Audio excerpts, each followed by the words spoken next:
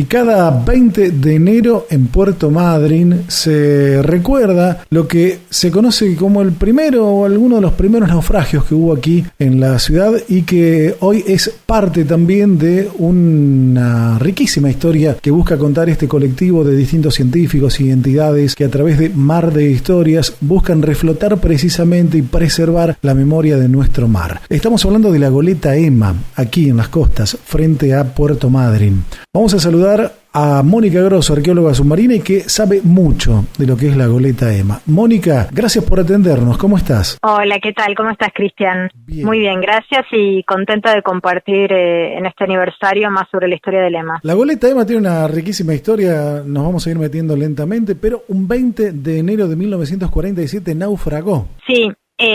La Emma en realidad tiene muchas aristas interesantes que tienen que ver con la historia de la región, que tienen que ver con lo que era la navegación a fines del siglo XIX, principios del XX, y tienen que ver mucho con la historia del buceo local, del desarrollo del buceo en Puerto Madryn, y bueno, y hay muchos protagonistas de ahí de Madryn que han contribuido a rescatar su memoria. La goleta Emma, recordamos, está en las playas céntricas de Madryn. Si tenemos que tomar alguna referencia, ¿cómo le decimos a la gente? Está a unos 800 metros del muelle y a unos también más o menos 800 de la costa y a unos 16 metros de profundidad. La goleta Emma tiene una característica especial porque desde el punto de vista de lo que es la historia de la navegación, tiene o es un símbolo de lo que era el traspaso de tecnología, sería, ¿no? Sí, exacto. Es un periodo muy interesante. Fue construida en 1883 en Estados Unidos, en la costa este. Es una goleta, en este caso de unos 25 metros de eslora o de largo, construida con un casco de madera y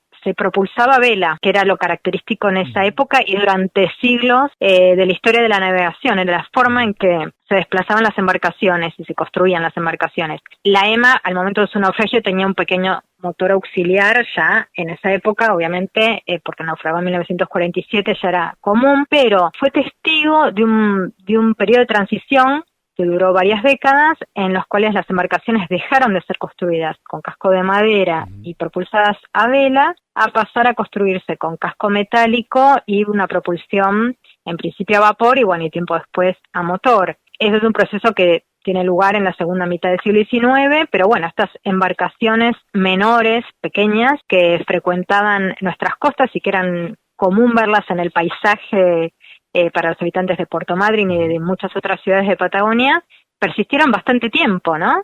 Entonces es muy significativo y además no solo por esto que vos decís que es muy importante, sino también por todas las actividades que fue desarrollando. ¿Tenía un solo palo? Tenía dos palos,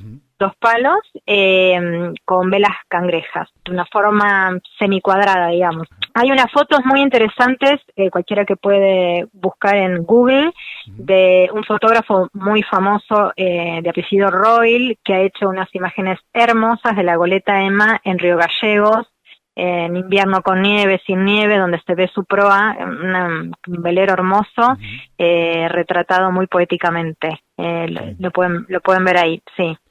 Y también en la campaña Mar de Historias, que aprovechamos para contarles, pueden ver también publicaciones sobre esto. Mar de Historias es esta campaña en el marco del cual estamos compartiendo todos estos eventos importantes que han pasado en la historia marítima argentina, que es una campaña que realizamos desde el Instituto Nacional de Antropología, parques nacionales y las direcciones de patrimonio cultural de todas las provincias costeras, Buenos Aires, Río Negro, Chubut, Santa Cruz y Tierra del Fuego.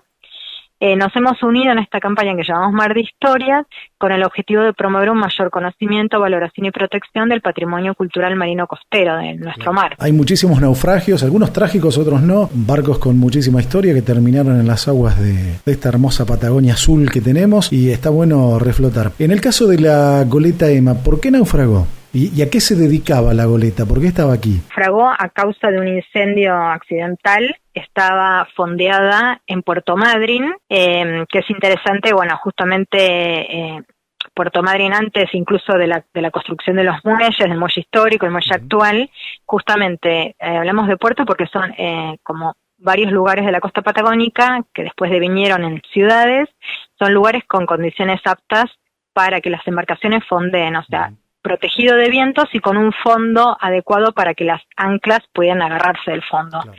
Dicho esto en términos sencillos, ¿no? Para quienes no están familiarizados con términos náuticos.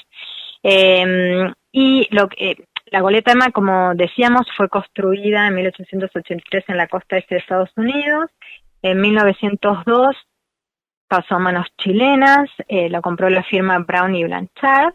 Y lo interesante, que fue pasando por distintos propietarios, ¿no? Porque después ya a fines de la década del 20 fue adquirida por propietarios argentinos, pero a lo largo de todos estos años fue pasando por distintas actividades, por ejemplo, la caza del lobo, la pesca del cazón, que era una actividad que hacía al momento del naufragio, el transporte de carga y de pasajeros entre los puertos de Ushuaia, las islas del archipiélago fueguino, Punta Arenas, Río Grande, Deseado. Entonces es muy característico de grandes procesos, eventos y actividades económicas que estaban surgiendo en ese momento en la costa patagónica, ¿no? Había que navegar esas aguas con este tipo de embarcación también, porque, acostumbrado a ver lo que es ahora, se debería mover bastante. Exacto.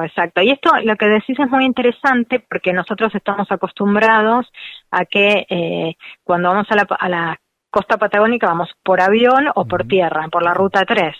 La Ruta 3 es, digamos, al momento del naufragio de la goleta Emma, todavía no tenía el auge que tenía ahora en los caminos costeros, ¿no? Es justamente de mediados del siglo XX donde la Ruta 3 empieza de a poco ir mejorando.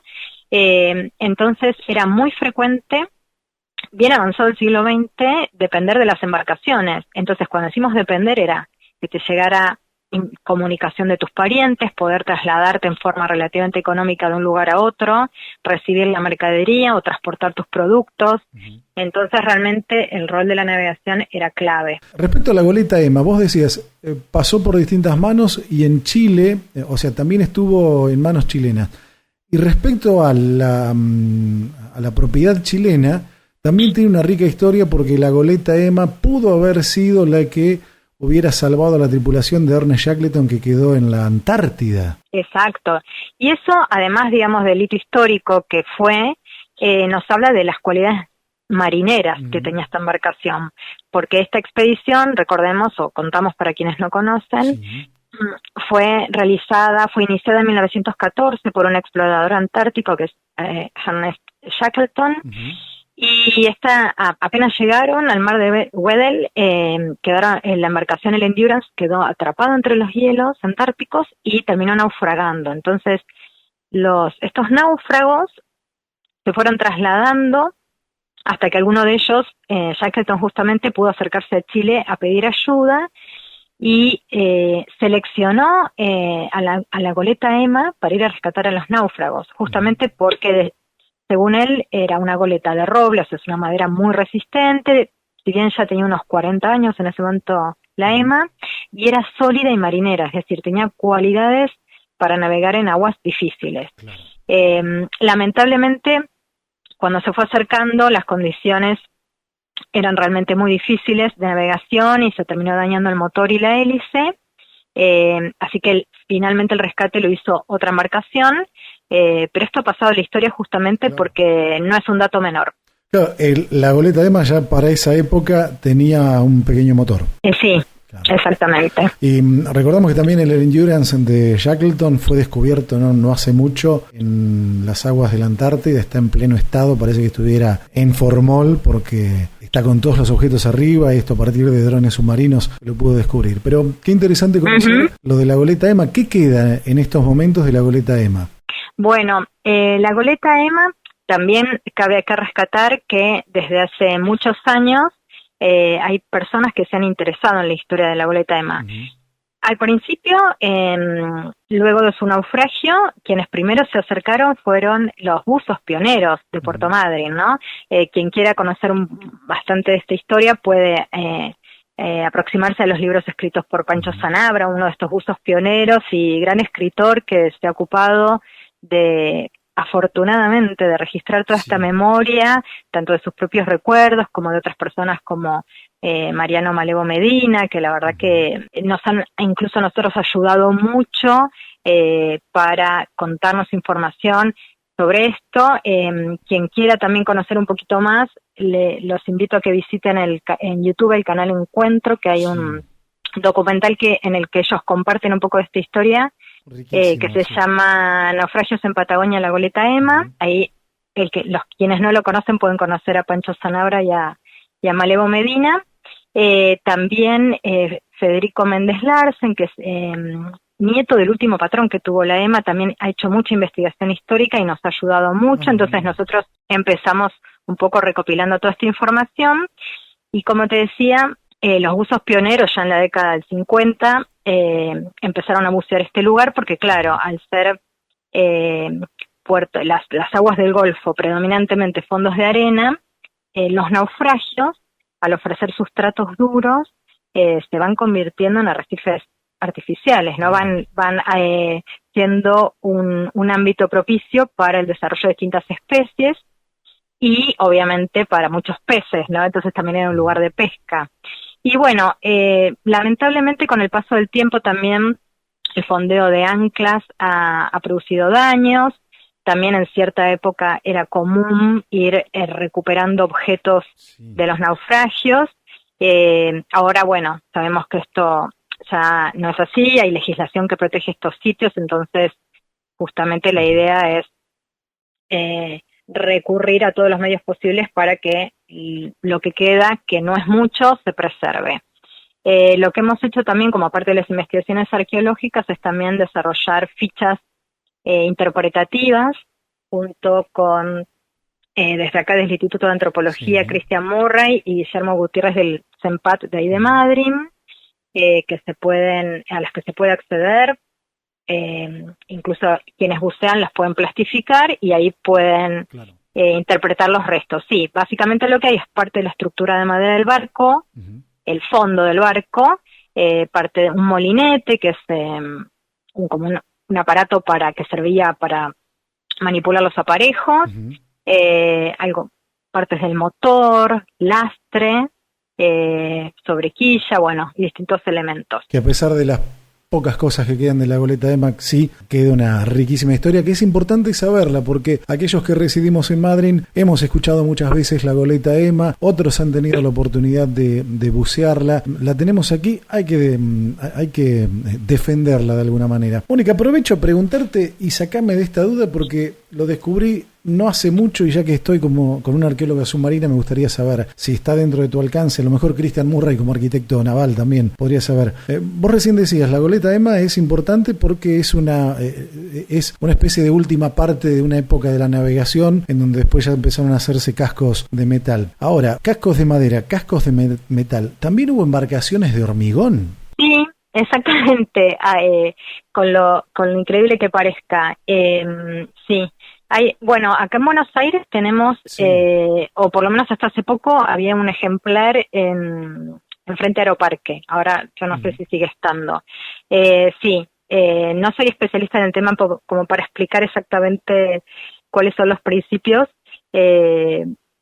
y por qué se desarrolló. Entiendo que por una cuestión, digamos, de disponibilidad o de falta de otras materias primas, pero sí, han existido cascos de cemento. Claro, increíblemente. Sí, es increíble porque decir, bueno, no, vamos a hacer un casco de cemento, se nos hunde. No, el tema es que por una cuestión de física y del tipo de quilla que se le hace y demás, no tenían flotabilidad. Ahora, es atrapante y la verdad que me sorprendió porque incluso eran barcos grandes, barcos de carga, areneros, barcos de transporte. Bueno, mira, justamente es muy interesante lo que decís, porque esa misma sorpresa de la posibilidad de que flote ese material es la misma que tuvieron muchas personas cuando se empezó a pensar en la posibilidad de tener cascos de hierro en las embarcaciones. Entonces decían, ¿cómo es posible que esto flote? Y obviamente, claro, vos acabas de dar la explicación. Pero sin embargo, esta desconfianza hizo que durante mucho tiempo, o en este periodo de transición que yo lo simplifiqué, justamente haya habido muchas mixturas. Entonces, por ejemplo, había cascos donde había una estructura metálica, pero el forro, o sea, el revestimiento del casco era de madera. Claro.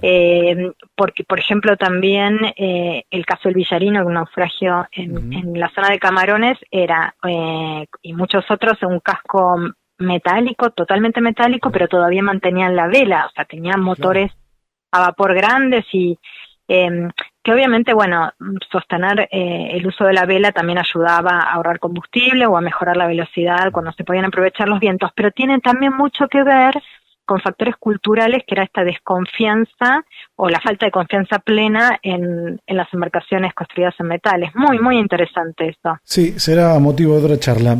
Mónica, gracias. 20 de enero de 1947, el naufragio de la goleta Emma acá frente a las costas de Puerto Madryn fue el primer parque submarino de la ciudad y está bueno recordarlo en un nuevo aniversario. Muchas gracias. Bueno, gracias a ustedes y los invitamos a visitar la página Mar de Historias ARG en Instagram o mardehistorias.com.ar en la página web para que nos puedan seguir y ahí encontrar las redes sociales. Gracias. LU17.com